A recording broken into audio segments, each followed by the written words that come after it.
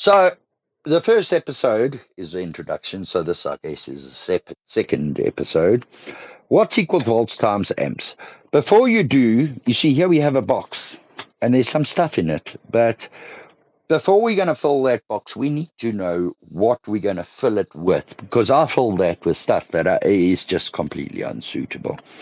And yeah, you can watch a lot of YouTube videos that are going to tell you, okay, this, that, and it's master electrician, he's done this, he's done that, and you think, and before you know it, you've just wasted that money. So where do we begin? Okay. We need to know what size power plant we're going to put in here. And the only way to work that out is to work out how much we're going to use. So some of it is simple, some of it is not so simple. And the first thing we need to do is we need to ask, what are we running?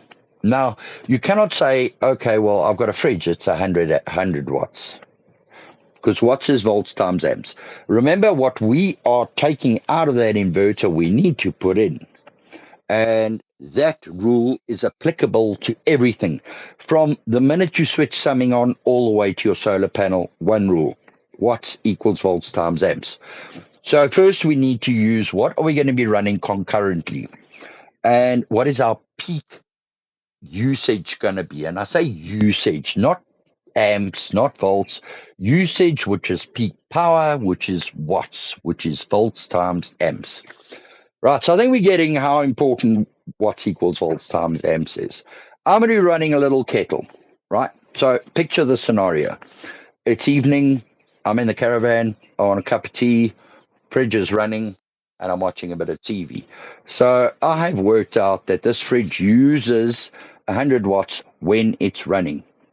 When it's idling, a lot less, but when it's running, it's 100 watts. It's actually 95, but we're just going to round it off. This kettle is 800 watts. Now, here we are going to think, well, do we really need the kettle? I think, well, we are working the system out. So, if you don't have any gas, you've run out of gas, you really want a cup of coffee, it's in the morning, the sun is up, your solar's going to replenish it, go for it. And then we look at the TV, which is, I've worked out, 50 watts, and an electric blanket or a fan. Electric blanket is the most efficient way to keep warm. So there you go, 50, or the fan 50. So we come back to our initial usage here. Is 800 for the kettle, 100 for the fridge, 50 for the blanket, and 50 for the fan. Now you need to imagine it. That, okay, but if we are sitting, the kettle's running, the fridge is running, I'm lying in bed, I've got the electric blanket on, I'm watching TV, you're going to use all of that. So your maximum, or should I say your usage that is going to, you cannot work these things out individually because you don't switch the fridge off before you put the kettle on. You don't switch everything else off before you put the TV on. Our total usage or needs, ideal needs, is 1,000 watts, right? That's what we've worked out, but we need to work out our watt hours.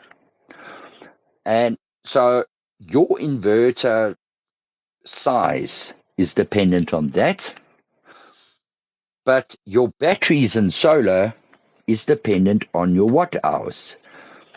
So I think for now we are not going to be working out how long they're going to be running for. We just want to determine our load, which is 1,000 watts. So 1,000 watts divided by, let's say, 11.2, because that is our low battery cutoff, is 90 amps. So worst case scenario, I'm going to work out 90 amps for that. So we need 90 amps from DC to produce that 1,000 watts. That is what we need. We are not working in inverter inefficiencies, voltage drops, or anything. All I've done is I've set that charge controller and everything is set to the lowest cutoff voltage at 11.2. Maximum current I'm going to be pulling off the system on the DC side when I have my inverter. to produce 1,000 watts, which is ideally going to be the maximum that I'm going to produce. We haven't moved to the batteries yet. We haven't moved to the solar yet. We are first going to do a feasibility study to see if I can build in that box, because it's going in your box, it's not going in your house. If I can build in that box a power system that can provide me with 1,000 watts.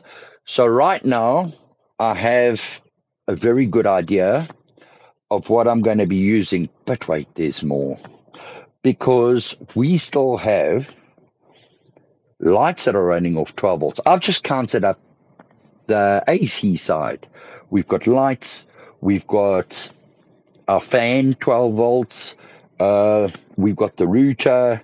We've got our security lights. Everything else that's running. Now, that is adding to that amperage, because that is coming straight off the battery. So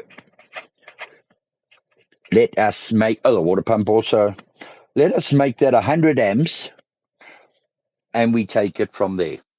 So guys, I think right now we know how much we need, so we've got to get an inverter to match that. And next video, we're going to be talking about the inverter and why I've bought what I've bought. But we just got to wait for it to arrive. So stay tuned for the next one.